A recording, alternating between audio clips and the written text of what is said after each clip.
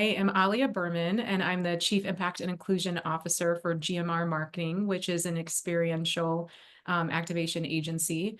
And I'll let Fran introduce herself because she's got an exciting role within the company, but also coming from a different role that she's able to bring a lot of her expertise and deep understanding of the company into her new role. So, Fran.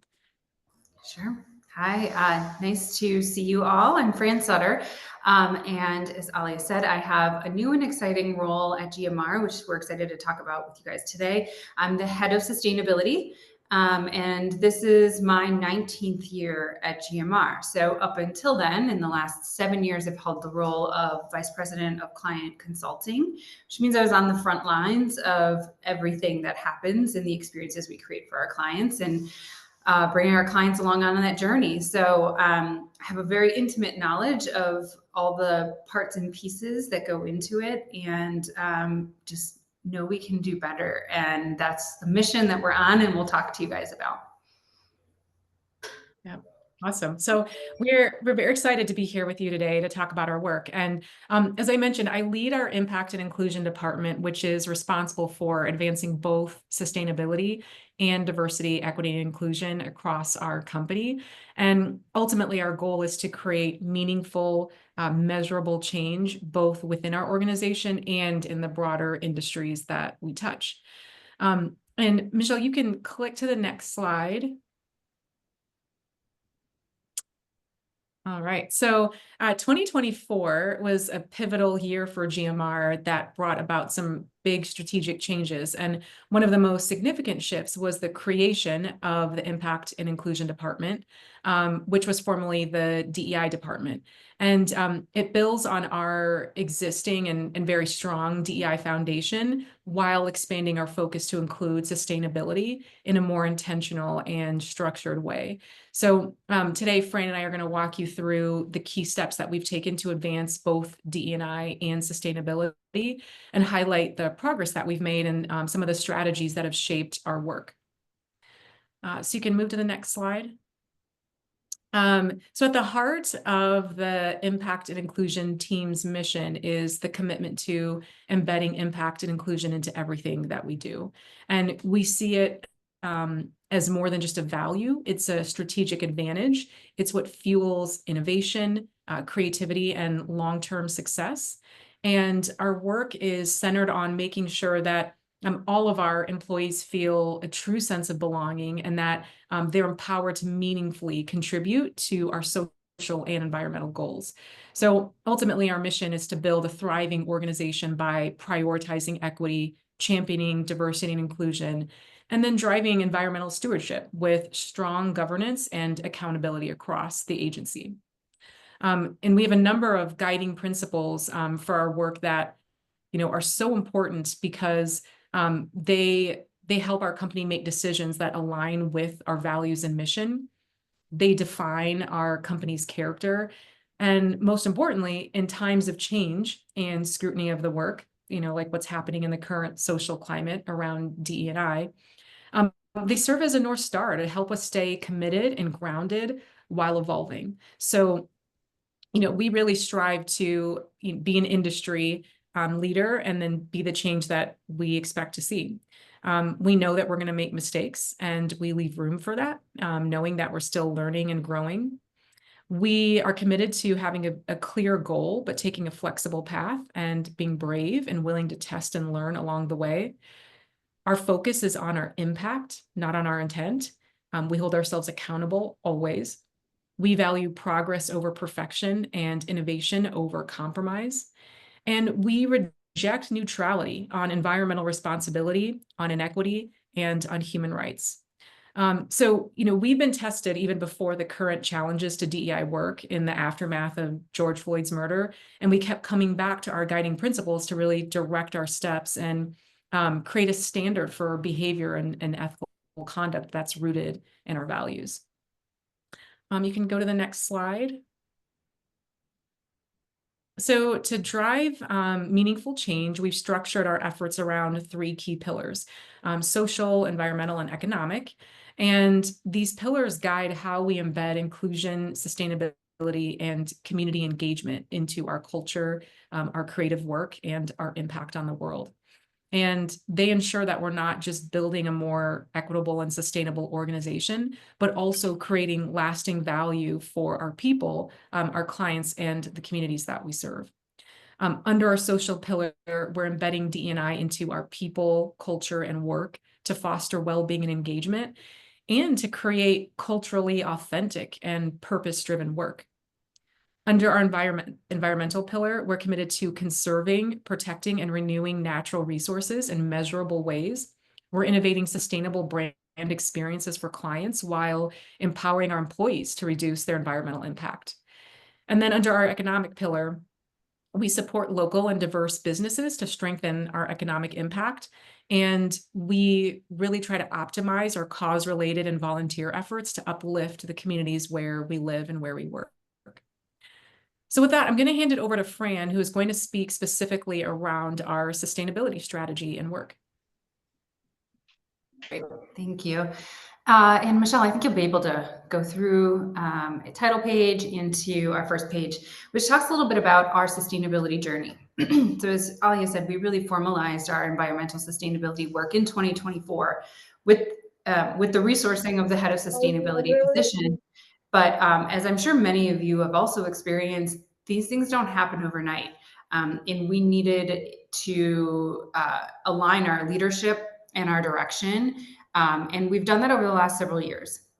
So we started in 2020, and just a few employees passionate about this and taking the type of initiative that would raise awareness across the organization. We joined forces with additional people who are also passionate about it and really engaged with senior leadership. We had an executive sort of sponsor, and that lettered up to our president and CEO, who advocated for us to bring external expertise into the agency. So really important that top-down approach has helped us advance in this area as well as it has in DEI.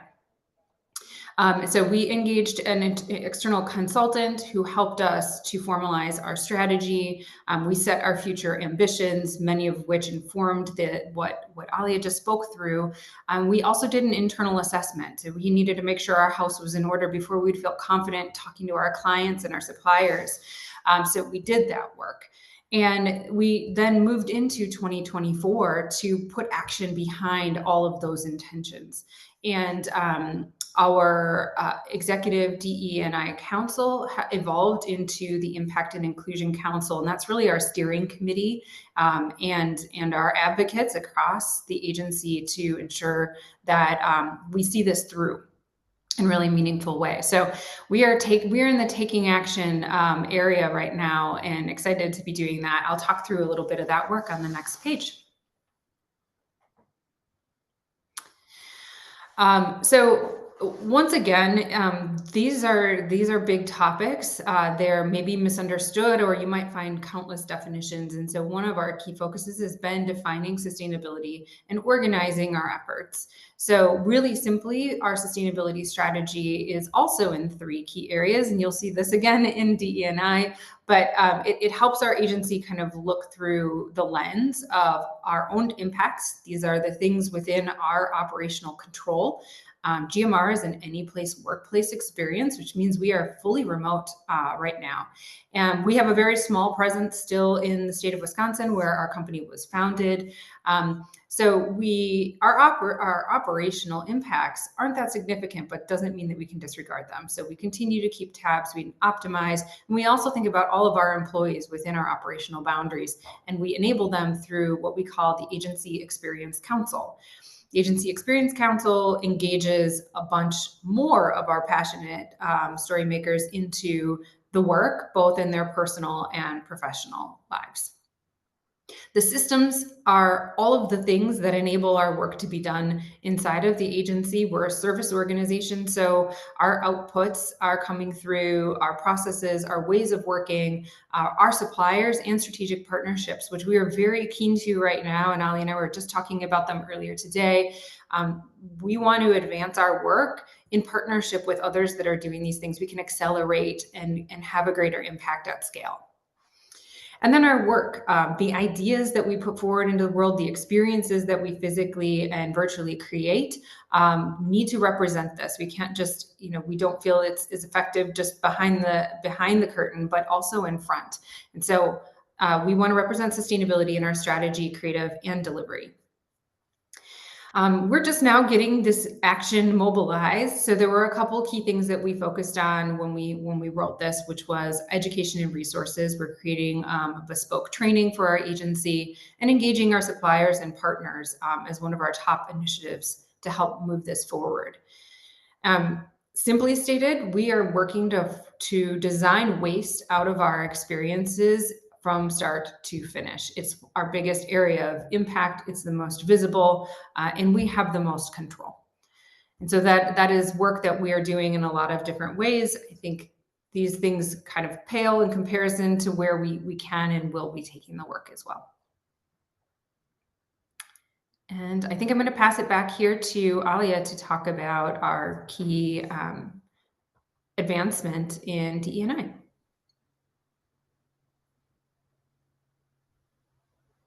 Oh, Aliah, you're muted still. Of course I am. All right. Thanks, Fran. Michelle, you can advance to the next slide. There we go. Yep. So, yeah, so we have a head of DEI, a VP of DEI, Sophie Maldonado. And I'll talk a little bit about our DEI strategy and some of our work here. It is really centered on 3 pillars, which is culture, people, and the work. And the culture pillar is around a number of initiatives like our communications, both internally and externally, and making sure that in everything that we're putting out to our employee base and also to, outside of the agency, that we have a lens of DEI across all of those communications. It's also where we house the work for our employee resource groups. And I'll, spotlight a little bit of the work that those groups do in the next slide here. Under people, this is really around our talent management strategies and our mentoring and other support systems that we have, and ensuring that all of our practices and our behaviors across all of HR, that those things ensure fairness and equity for the full population of people within our agency. And then work is really around ensuring that we have the most diverse teams that can appeal and resonate with the diverse client base that we have.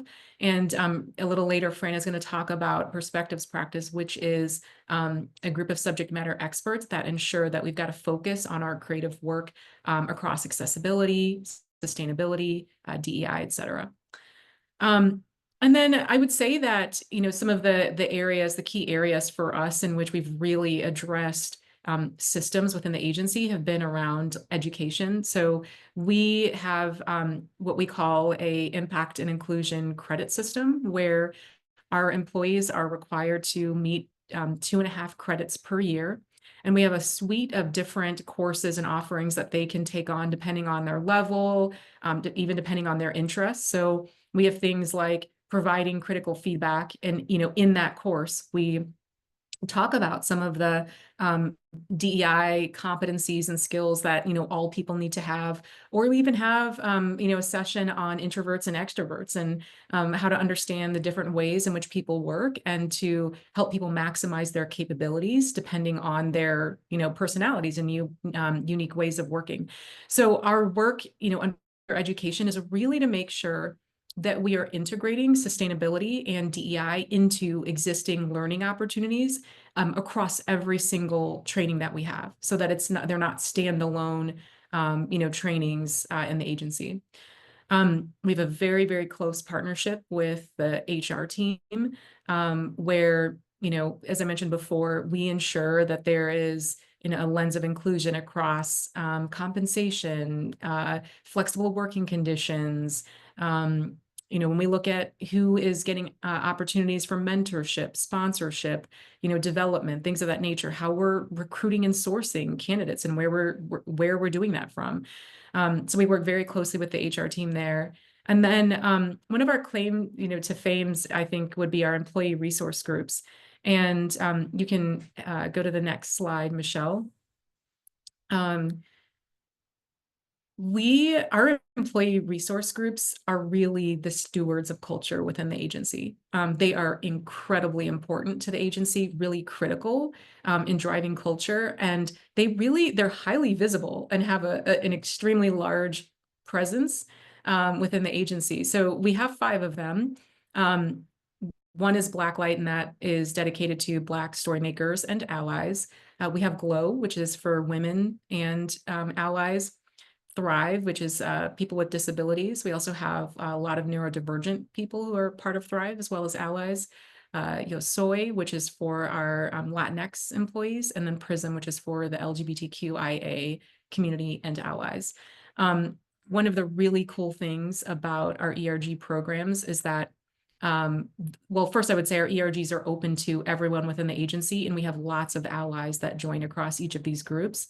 But we also do lots of big programs and activities that are really centered on the type of work that we do that brings a cultural aspect or lens to it. And we get unbelievably high participation in all of the events. I mean, there's such cool events.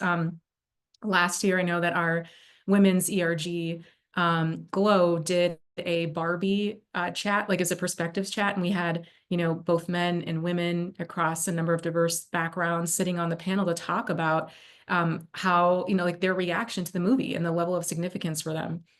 We have one coming up that our Black employees are putting on around the movie Wicked, to talk about the casting in that and the storytelling with the lens of the diverse characters that they represented. So lots of really cool events, and we get incredible agency participation in those ERGs.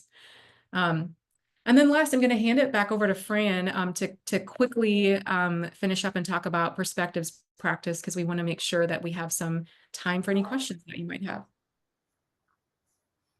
Fantastic. Excuse me. And Michelle, if you could go click through to one more page from here, you'll see the lovely checkerboard of the people that make up the perspective practice.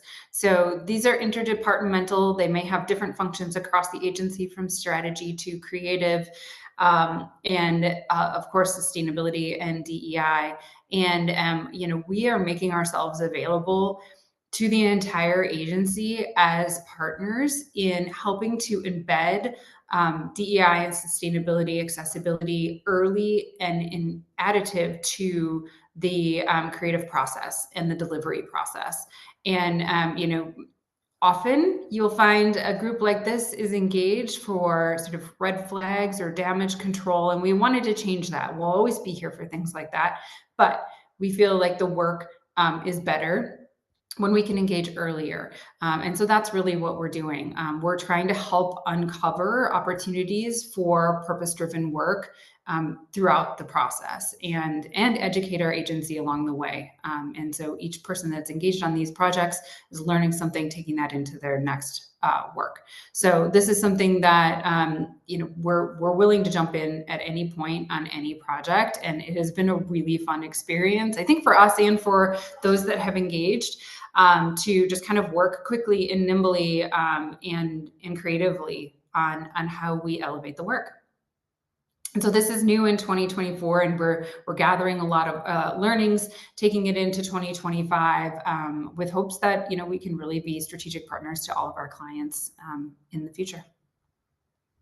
And I think that concludes our slides. Oh, I think maybe there was one more. This is just kind of a menu board, if you will, of all the different ways that we've leaned into the work to enhance it through accessibility and inclusivity, through sustainability and environmental consciousness, our event enhancements, which could be things as simple as offering non-alcoholic beverages at the bar, kosher food, lots of different ways that maybe teams hadn't thought about it in the past, and how it makes it more inclusive and accessible to everyone. And then our community and social impact, and how we can incorporate and drive more positive impact in the communities where we're activating, which are global. And that is it. So thank you so much. After this are some case studies. This is an excerpt from our Impact and Inclusion report, which is available on our website. So you can see some things that we omitted for this conversation, but we felt like it was a really good high-level overview of how impact and inclusion came to be at GMR and the work that we're doing. So these are this is first the sustainability case study about Cisco's hospitality suite at the Paris Olympics, and how we worked really closely with them to both design the space with a circular mentality and then ensure that the assets could be utilized afterwards. And most of them were redistributed into community organizations in Paris.